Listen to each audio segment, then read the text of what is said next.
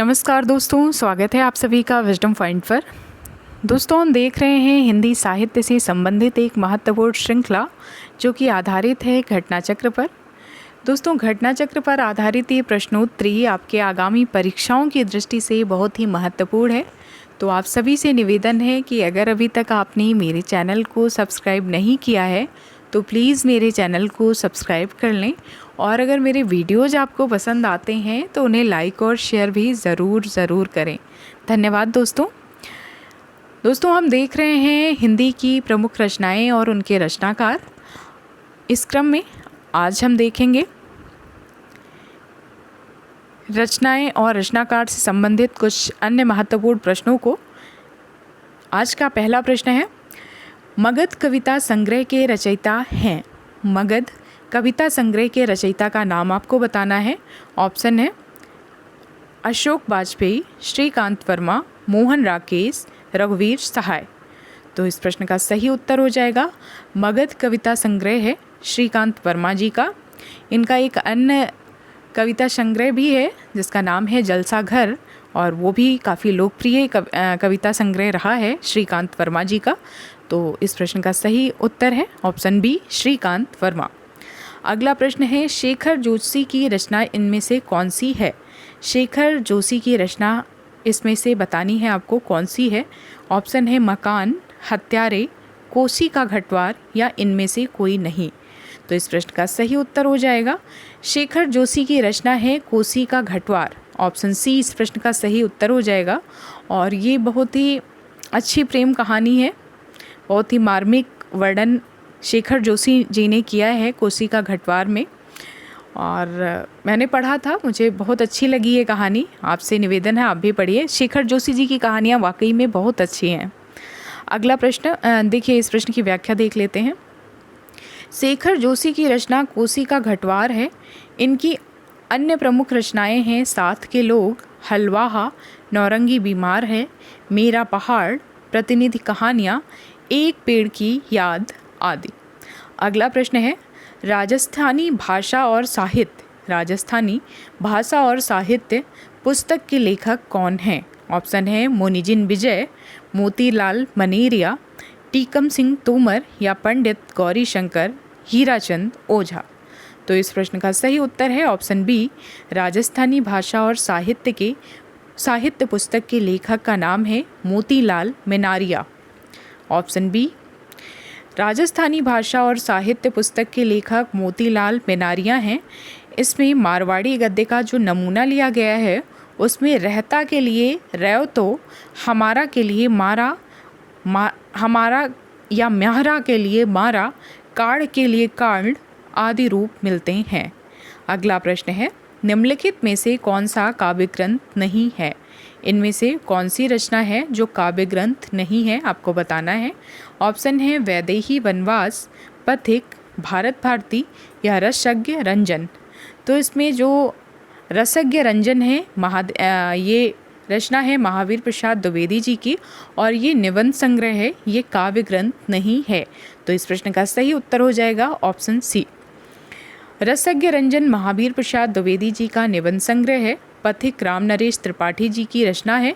भारत भारती मैथिली शरण गुप्त जी की रचना है। और वैदेही वनवास अयोध्या सिंह उपाध्याय हरियोध जी का काव्य ग्रंथ है।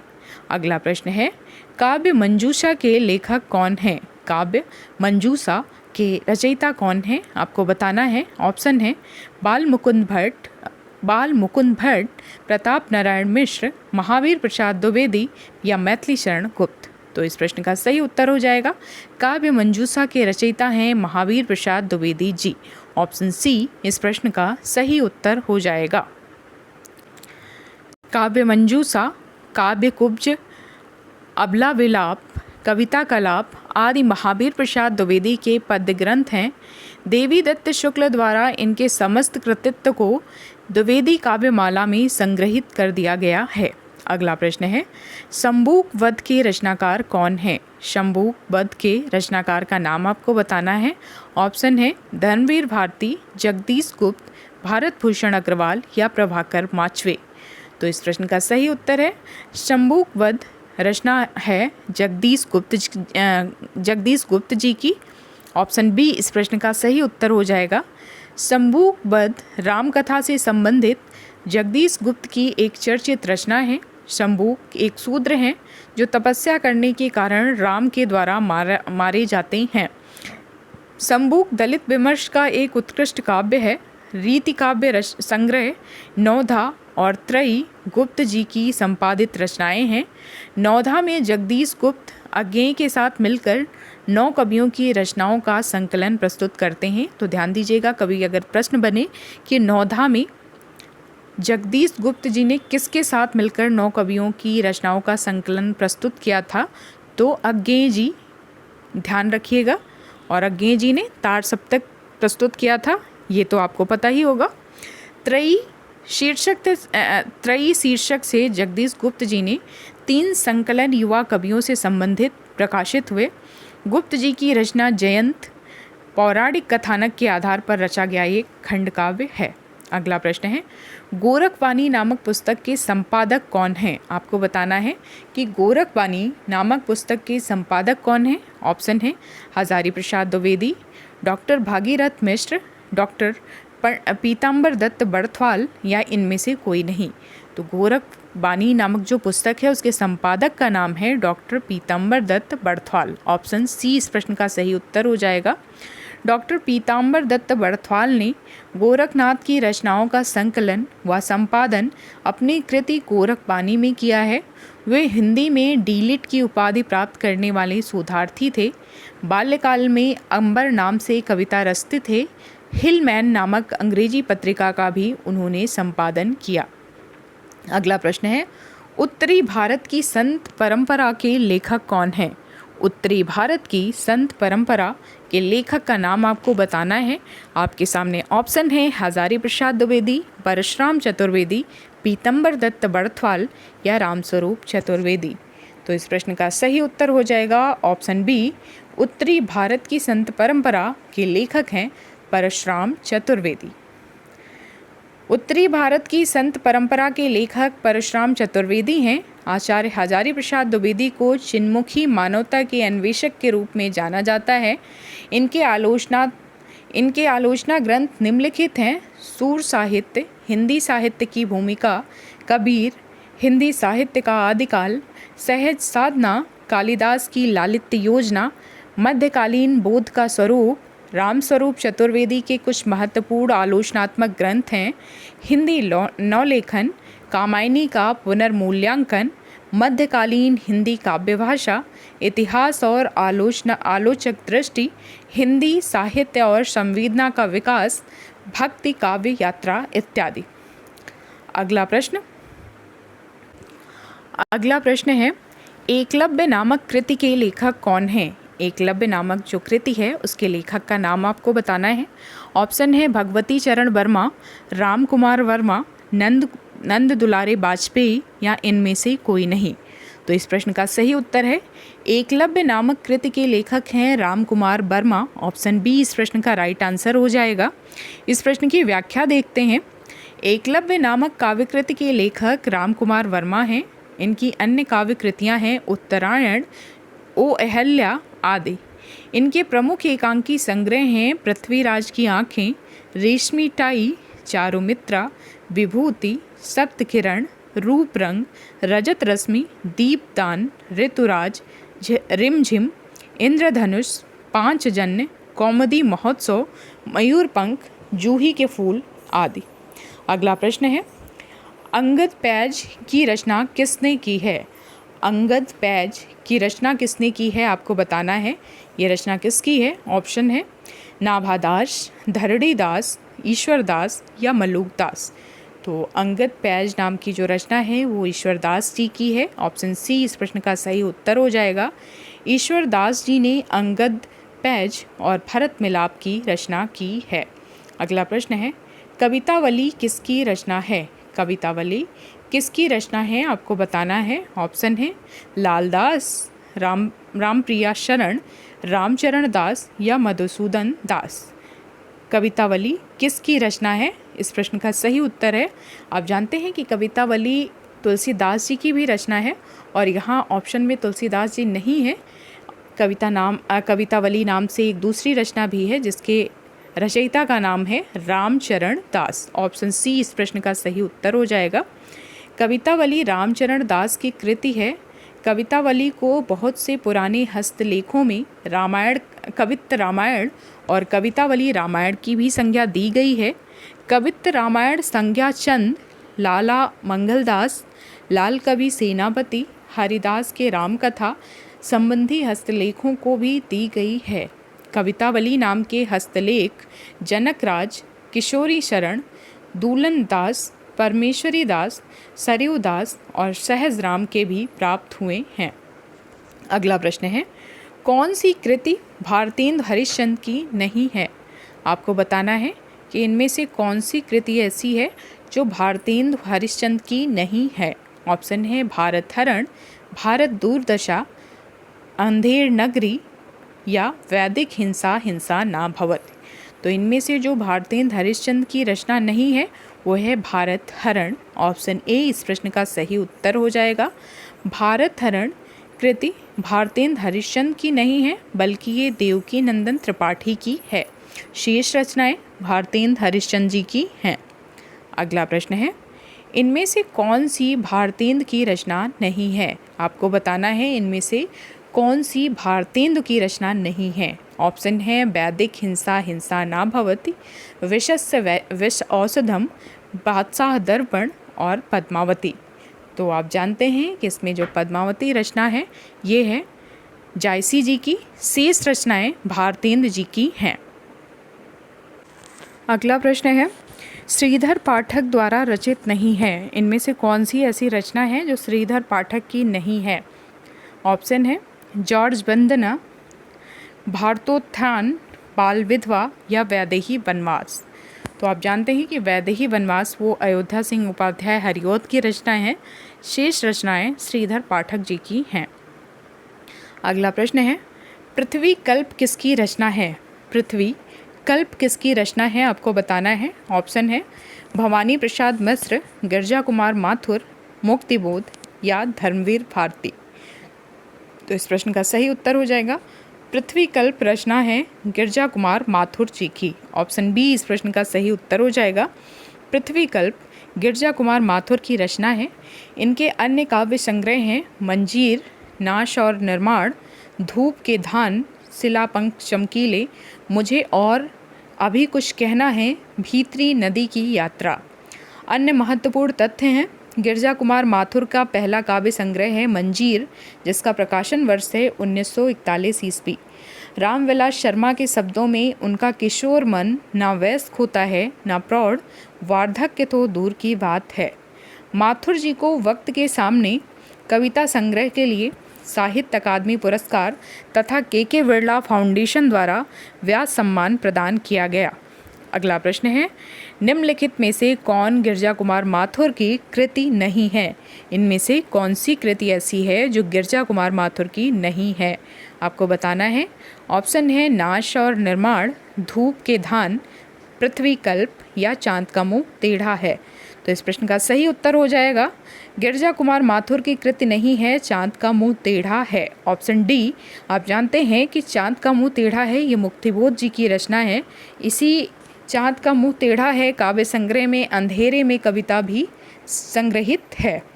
तो इस प्रश्न का राइट आंसर है ऑप्शन डी, चांद का मुंह टेढ़ा है। अगला प्रश्न है, कौन सी काव्य कृति गिरजा कुमार माथुर की नहीं है? ऑप्शन है नाश और निर्माण, शिलापंख चमकीले, छाया मत छूना मन या बुनी हुई रस्सी। तो इस प्रश्न का सही उत्तर है गिरजा कुमार माथुर की रचना नहीं है, वो है बुनी हुई रस्सी। Option D. ये रचना है भवानी प्रसाद मिश्र जी की। आइए इस प्रश्न की व्याख्या देखते हैं। बुनी हुई रस्सी 1971 में भवानी प्रसाद मिश्र की कविताओं का संग्रह है। इस रचना पर उन्हें 1972 ईस्वी का साहित्य अकादमी पुरस्कार प्राप्त हो चुका है। शेष रचनाएं गिरजा कुमार माथुर की हैं। अगला प्रश्न है, सोई पलास दहकेंगे शीर्षक नवगीत संग्रह के रचनाकार कौन हैं? सोए पलास दहकेंगे शीर्षक नवगीत संग्रह के रचनाकार कौन हैं? ऑप्शन है नचिकेता, शंभुनाथ सिंह, माहेश्वर तिवारी या यश मालवीय। तो सोए हुए पलाश दहकेंगे शीर्षक नवगीत संग्रह के रचनाकार हैं नचिकेता जी। ऑप्शन ए इस प्रश्न का सही उत्तर हो जाएगा। सोए पलाश दहकेंगे शीर्षक नवगीत संग्रह के रचनाकार नचिकेता हैं। पलाश को केंद्र में रखकर लिखी गई अन्य रचनाएं हैं पूरब खिले पलाश, रवींद्र त्यागी व्यंग संग्रह, अकेला पलाश, मेहरुन्निसा परवेज इनका उपन्यास है, जाने कितने रंग पलाश के मृदुला बाजपेयी उपन्यास, और पलाशवन नरेंद्र शर्मा का काव्य संकलन भी है। अगला प्रश्न है पलाशवन किसका काव्य संकलन है? पलाशवन किसका काव्य संकलन है आपको बताना है। ऑप्शन है गिरजा कुमार माथुर, नरेंद्र शर्मा, भवानी प्रसाद मिश्र या नेमी चंद्र जैन। तो इस प्रश्न का सही उत्तर हो जाएगा पलाशवन काव्य संग्रह है, काव्य संकलन है नरेंद्र शर्मा का। ऑप्शन बी इस प्रश्न का राइट आंसर हो जाएगा। अगला प्रश्न है हिंदी शब्दानुशासन के लेखक कौन है? हिंदी शब्दानुशासन के लेखक का नाम आपको बताना है। ऑप्शन है कामता प्रसाद गुरु, किशोरी दास बाजपेयी, श्याम सुंदर दास या रामचंद्र वर्मा। तो इस प्रश्न का सही उत्तर हो जाएगा हिंदी शब्दानुशासन के लेखक हैं किशोरी दास बाजपेयी। इस प्रश्न का राइट आंसर है हिंदी शब्दानुशासन के लेखक हैं किशोरी दास बाजपेयी। ऑप्शन बी इस प्रश्न का सही उत्तर हो जाएगा। हिंदी शब्दानुशासन के लेखक किशोरी दास बाजपेयी जी हैं। ये महावीर प्रसाद द्विवेदी द्वारा चलाए गए व्याकरण सम्मत परिष्कार आंदोलन के अगुआ थे। बाजपेयी जी पहले ऐसे भाषाविद थे जिन्होंने हिंदी व्याकरण के अंग्रेजी आधार को अस्वीकार कर उसे संस्कृत के आधार पर प्रतिष्ठित किया। इन्हें हिंदी का पाणिनि घोषित किया गया। महापंडित राहुल सांकृत्यायन ने किशोरी दास बाजपेयी से हिंदी शब्दानुशासन कहकर लिखवाया था। किसने लिखवाया था? किसकी प्रेरणा से किशोरी दास बाजपेयी जी ने हिंदी शब्दानुशासन लिखा था? महापंडित राहुल सांकृत्यायन के प्रेरणा से इन्होंने हिंदी शब्दानुशासन लिखा था। किशोरी दास बाजपेयी ने सुदामा नामक नाटक लिखा तथा तरंगिणी नामक संग्रह में ब्रज भाषा की कविताएं एवं दोहे रचे। इनकी प्रमुख रचनाओं में शामिल है ब्रज भाषा व्याकरण। देखिए ध्यान दीजिएगा किशोरी दास बाजपेयी की रचनाएं ज़रूर पूछी जाती हैं। एक तो इनकी रचना है जो भी हमने ऊपर पढ़ा है हिंदी शब्दानुशासन, दूसरी रचना है ब्रज भाषा व्याकरण, कांग्रेस का इतिहास, नेताजी सुभाष चंद्र बोस, राष्ट्रभाषा का प्रथम व्याकरण और भारतीय भाषा विज्ञान आदि। अगला प्रश्न है हिंदी व्याकरण ग्रंथ शब्दानुशासन के रचनाकार कौन है? आपको बताना है हिंदी व्याकरण ग्रंथ शब्दानुशासन के रचनाकार का नाम क्या है? ऑप्शन है हेमचंद्र, किशोरी दास बाजपेयी, पाणिनि या पतंजलि। तो इस प्रश्न का सही उत्तर है हिंदी व्याकरण ग्रंथ शब्दानुशासन के रचनाकार का नाम है